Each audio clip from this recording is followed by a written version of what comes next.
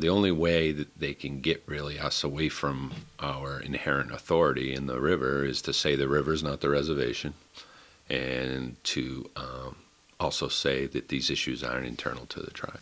It just seems like they're homogenizing us, blending us into everything, so that we just kind of disappear into the woodwork and into the crowd and into everything else. And they've been doing that ever since they became a state.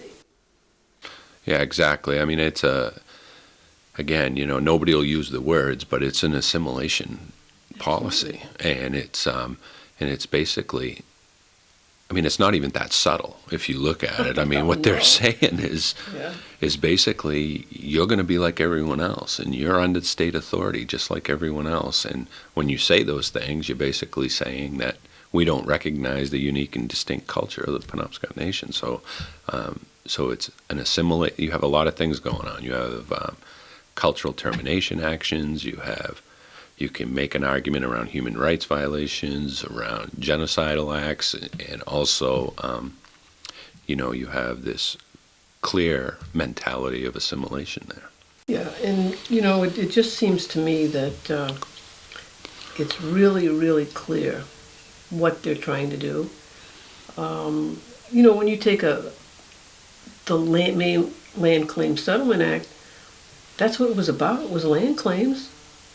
But that's not really what it's about, because it goes far beyond land. It goes into every single thing that we do. There's laws that covers everything. When it was just about land, how'd that happen? Well, what happened was once we got forced into the settlement talks, the tribe had been validated on its claim to 2/3 of the state of Maine. The state really saw it as an opportunity to bring a whole host of other issues into it, like. So it wasn't a land claims. At one point, it just stopped being a land claims and a claim on our existence, actually. Well, it was, and it was a land claim that got turned into basically the tribe getting permission to buy land back, and secondly, the permission to buy our own land back from the paper companies, right? Yeah, from paper companies, and it's a well-defined geographical area of where we can purchase those lands and what we can do with them. And, we always say, I guess Maine's the only state in the country where the purchasing of stolen goods is legal. But I think that good one. But I think that, so we get through that, and, there were dozens of congressional changes made without the tribe's knowledge. We still can't find a document where the tribe ratifies anything, or what those agreements look like, and what there was some tribal process, not a lot. Matter of fact, I think in the record, it shows early on that the mindset was this is a legislative action, not a tribal action. So I think that, the whole thing is a flawed experiment, really, and it's proven to be devastating to the tribes here. And I think that we really got to figure out legally, they'll constantly throw back in your face, the money involved and all that. But you're talking about 12 million acres of land. Penobscot Nation gets about $41 million in that land claim. And what's been the cost of the use of those natural resources and all of that over the years, and what's been the cultural devastation to the tribe from not having access to those territories. So and the thing is, the land into trust stuff. I mean, they say, well, we put land into trust and you don't have to pay taxes, or if you have territories, but we are paying taxes on those lands. Yeah, most of our lands, the trust lands are in unorganized territories. That's true. But, the tribe takes on significant land management costs with those. We also do county revenue shares, to utilize county services. We're doing a lot of things that people don't realize to contribute to regions. But the other issue is, the tribes, to be honest with you, taxes are a revenue-based mechanism for governments. And, these lands are under tribal government control. I mean, I'm not sure why anybody would think we would pay taxes on those but and for the services that do get provided within those territories, we do pay for those.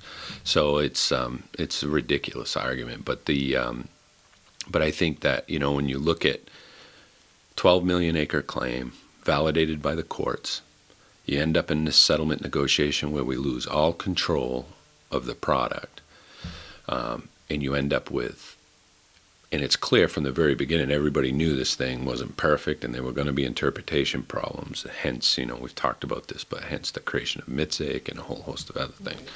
And so, but now, you know, it's been interpreted in such a restrictive way for the last 30 years, it's become the norm, right? People think, oh, they can't do that because of the Settlement Act, right? And that's just where everybody starts from. And it's crazy because, and, you know, when you talk about the land claim, the river, for example, where it says these islands northward, Milford to, they're describing a geographical location in there on a land claim. And they're saying these islands, not those islands, right? They're not saying their existence only exists on those islands.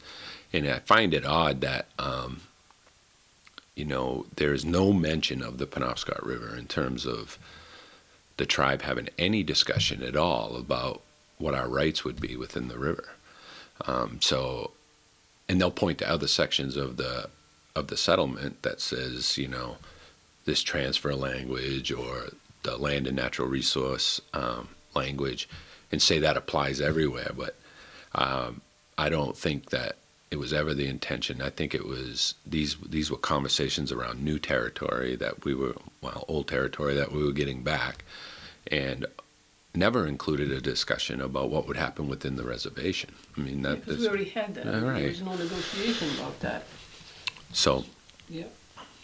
so it's just it's gotten to a point, in our opinion, you know, with this river case, with trying to get sound water quality, with trying to protect the territory, protect our people, that it's time for Congress really to step in, and we do a lot of work around this with the agencies, with federal agencies, Department of Interior, Department of Justice, and really take a look at the legislative record on the Settlement Act and get a solid congressional interpretation of, you know, what are the rules here in terms of whatever. And I don't think we'll ever get to a place, if we got through that process, where anybody would say, you know, this current condition is how we anticipated it.